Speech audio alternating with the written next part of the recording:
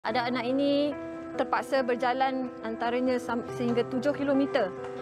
Antara mereka terpaksa meredah hutan. Ada juga yang terpaksa ke sekolah 5 hingga 6 jam yang lebih awal untuk menemani adik-adiknya kerana mereka berlainan giliran untuk belajar. Pernah terjadi melalui cerita dari penduduk sekeliling di mana seorang abang meninggal dunia kerana tidak sempat mendapat rawatan yang sepatutnya disebabkan masalah pernafasan. Yang ini diceritakan oleh adiknya kepada saya. Jadi kami berharap dari pihak Yayasan Ikhlas, kami berharap semoga anda para dermawan di luar sana supaya van yang disediakan akan membantu mereka mendapat kehidupan yang lebih baik dan juga membantu anak-anak yang cukup banyak potensinya mendapat pendidikan yang mereka perlukan.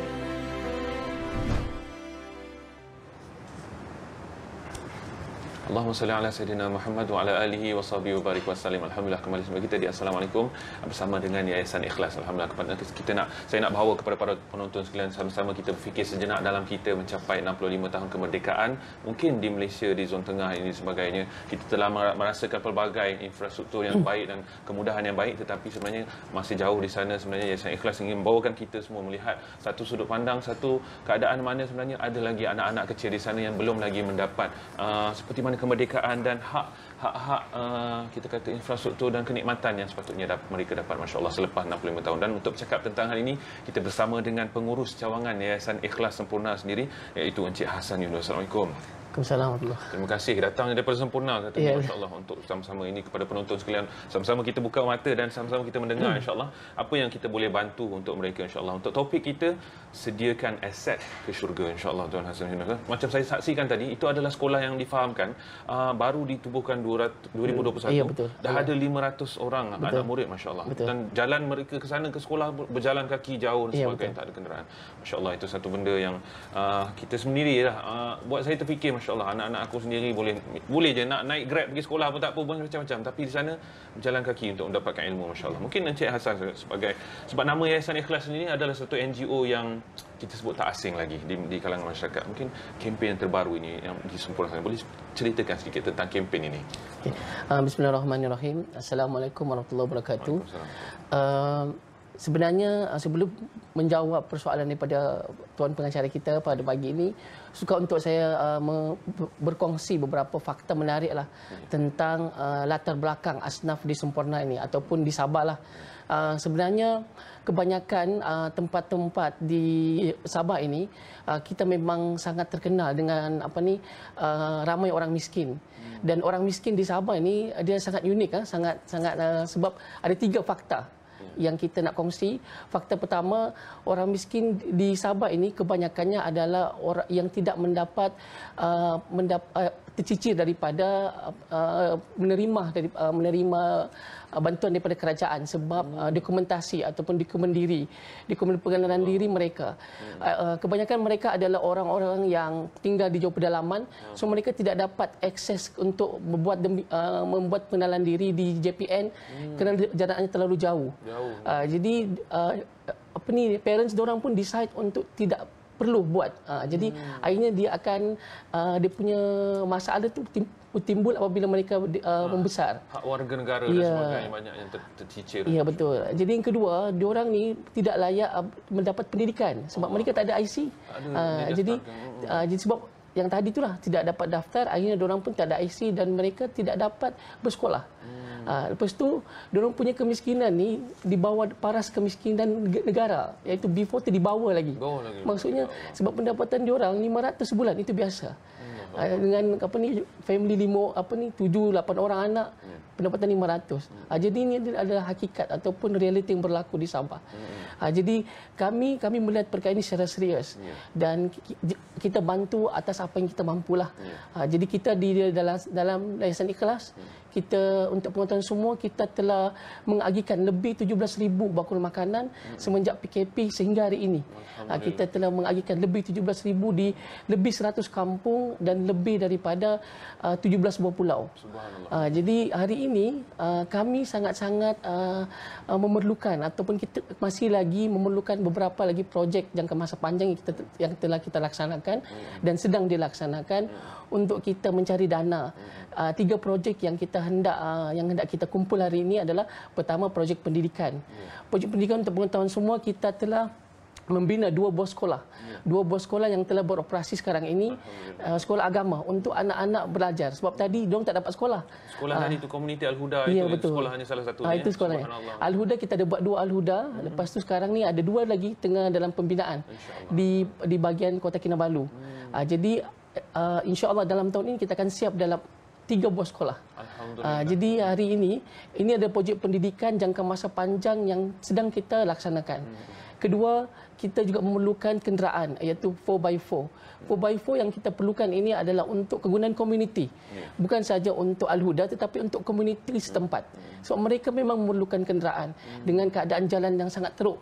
Kalau sebelum ini kalau pergi KK itu ataupun pergi mana-mana, jalan highway macam di Semenanjung ni tidak ada lah. Tidak ada. Jadi sana di Sabah semua serba kekurangan. Okey, selain itu juga antara projek yang sedang kita laksanakan yang kita perlukan dana untuk kita ajak orang ramai sama-sama untuk menyumbang dengan Yayasan Ikhlas adalah projek yang ketiga, iaitu projek berkala ataupun tahunan yang kita laksanakan, contohnya Korban dan juga Ramadan. Jadi ini adalah program-program ataupun projek-projek yang kita sentiasa lakukan dan laksanakan di Sabah.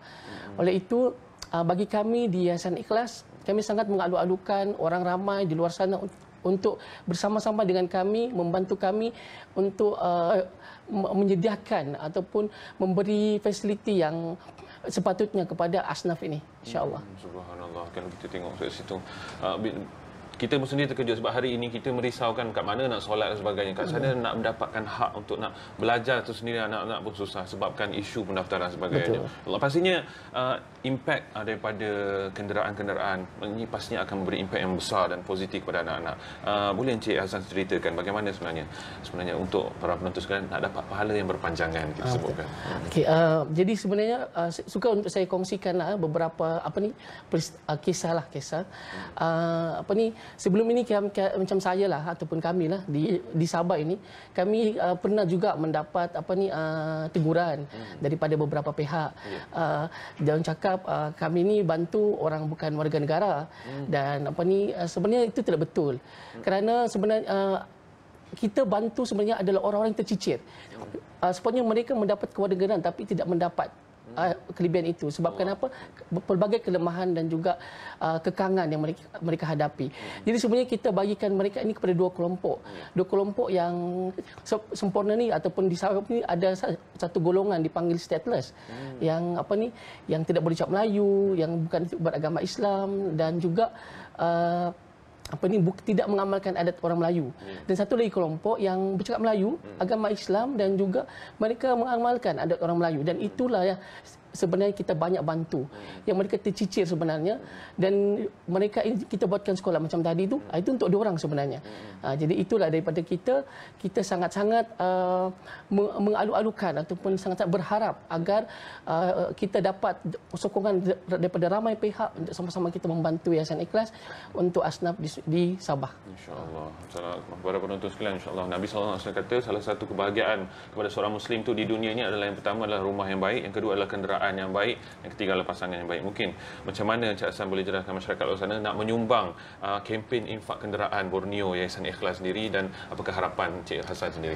Okey, jadi harapan kami daripada Yayasan Ikhlas, kami sangat-sangat berharap agar seluruh rakyat Malaysia bersama-sama dengan kami membantu asnaf di Sabah ini.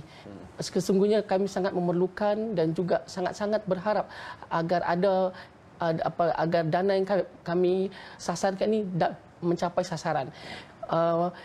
Bolehlah menginfak dalam boleh rujuk kita punya website yayasanikhlas.org.my ataupun akaun bank kita seperti tertera di skrin 562834636228 kempen infak kenderaan Borneo kepada Yayasan Ikhlas untuk asnaf di Sabah. Alhamdulillah.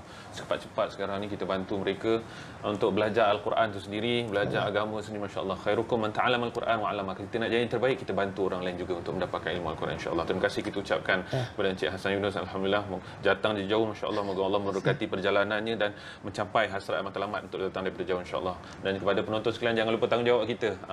Tuan Encik Hassan dah laksanakan tanggungjawab kita untuk sama-sama berkongsikan rezeki. Seperti mana tertera kaca TV anda sekarang ni, cepat-cepat screenshot dan sama-sama kita sedekah pada hari Jumaat ini, insya-Allah, infakkan harta kita, insya-Allah. Terima kasih kita ucapkan sekali lagi kepada Encik Hassan Yunus sebagai pengurus cawangan Yayasan Ikhlas Sempurna. Moga dipermudahkan urusan di sana, insya-Allah. Doa kami bersama dengan anda semua, insya-Allah. Kita nak berhenti berehat seketika. Penonton sekalian, terus stay bersama kami. Ya, assalamualaikum.